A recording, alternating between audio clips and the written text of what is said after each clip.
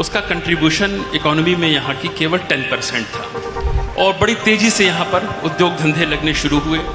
हमारा हरिद्वार का सिडकुल हो, पंतनगर, सितारगंज, इस तरह के बहुत सारे हमारे क्लस्टर्स बनने शुरू हुए।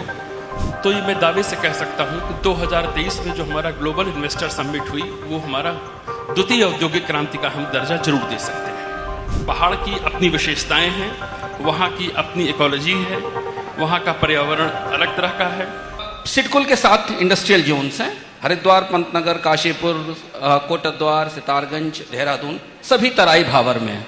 ये जो इन्वेस्टमेंट आ रहा है ये चमोली, उत्तरकाशी, पिथौरागढ़ के क्लस्टर्स को कब शामिल करेगा? वहां तक ये मैप क्यों नहीं फैल पाता? सबसे पहले मैं अमर उजाला परिवार का हृदय से कि उन्होंने इस संवाद कार्यक्रम में मुझे यहाँ,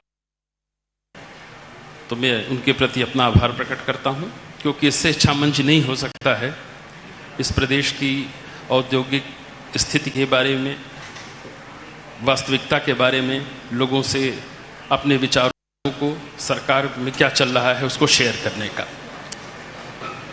सबसे पहले मैं संक्षेप में बहुत ये बताना चाहूँगा कि जब 2000 में यह स्टेट बना हुआ था, उस समय इस राज्य की जो अर्थव्यवस्था थी उसमें हमारा जो सेकेंडरी सेक्टर, जिसको हम खासकर इंडस्ट्रीज से रिलेट करते हैं, उसका कंट्रीब्यूशन इकोनॉमी में यहाँ की केवल 10% था और प्राइमरी सेक्टर का करीब 48% था। 2003 में जब सेंट्रल गवर्नमेंट ने एक इंडस्ट्रियल पैकेज इस स्टेट को दिया, तो ये मैं कह सकता हूँ कि एक तरह से ये उत्तराखंड राज्य के लिए एक औद्योगिक क्रांति थी और बड़ी तेज़ी से यहाँ पर उद्योग धंधे लगने शुरू हुए।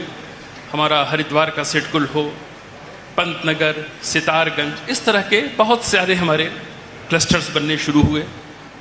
बड़े बड़े ग्रुप्स यहाँ पर आए और धीरे धीरे यह यात्रा हम लोगों की प्रारंभ हुई।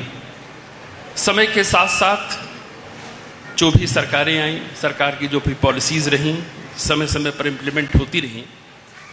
मैं पिछले 5 वर्षों का विशेष रूप से उल्लेख करना चाहूँगा कि अगर पहली औद्योगिक क्रांति यहाँ 2003 में हुई थी, तो ये मैं दावे से कह सकता हूँ कि 2023 में जो हमारा ग्लोबल इन्वेस्टर समिट हुई वो हमारा द्वितीय औद्योगिक क्रांति का हम दर्जा जरूर दे सकते हैं।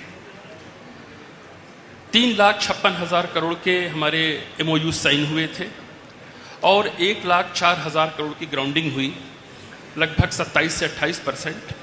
और ये MOUs का जब कन्वर्जन हम रियल सेंस में ग्राउंडिंग में करते हैं तो यह देश का सर्वोच्च प्रतिशत है। ये आप कहीं भी डेटा को चेक कर सकते हैं, क्योंकि ये 10 से 12%, 15% से ज़्यादा कभी भी कन्वर्जन नहीं होता है। रही बात दूसरी हमारे पहाड़ी क्षेत्रों की, माननीय मुख्यमंत्री उत्तराखंड ने जो उद्योग के लिए एक विशेष और राज्य की अर्थव्यवस्था के लिए जो मूल मंत्र दिया वो था इकोलॉजी और इकोनॉमी दोनों में बैलेंस करके चलना। यह ज़रूरी नहीं है कि जो हमारी इंडस्ट्रीज़ हरिद्वार में चल रही हैं, जो रुद्रपुर में चल रही, जो सेलाकुई में चल रही, उन चिमनियों के धुएं पहाड़ों में जाएं। पहाड़ की अपनी विशेषताएं हैं, वहाँ की अपनी इकोलॉजी है, वहाँ का पर्यावरण अलग तरह का है। यही कारण है कि उस लोकल एरिया को ध्यान में रखकर वहाँ के लोकल प्रोडक्ट्स को बढ़ावा देने के लिए सर्विस सेक्टर में, चाहे वो होटल इंडस्ट्रीज हो, वेडिंग डेस्टिनेशन का जो मूल मंत्र माननीय प्रधानमंत्री जी ने दिया, हमारी 4 धाम की यात्रा, शीतकालीन यात्रा, वहाँ के लिए हम लोगों ने विशेष प्रयास करने शुरू किए। आप में से बैठे सभी लोगों को पता होगा कि माननीय प्रधानमंत्री जी ने 2023 में हाउस ऑफ हिमालयाज, एक बहुत बड़े ब्रांड का एक उन्होंने यहाँ पर शुरुआत की थी।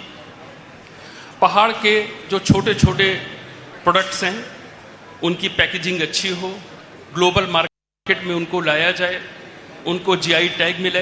1 डिस्ट्रिक्ट 2 प्रोडक्ट्स का भी कॉन्सेप्ट इसी बेसिस पर है। तो हमारे ये सारे प्रोडक्ट्स जो पहाड़ के हैं आज वो अच्छी, आप देख सकते हैं कि चाहे वो अमेजन हो, वहाँ पर आप ऑर्डर करेंगे तो आपको हाउस ऑफ हिमालय के नाम से चीज़ें मिलेंगी।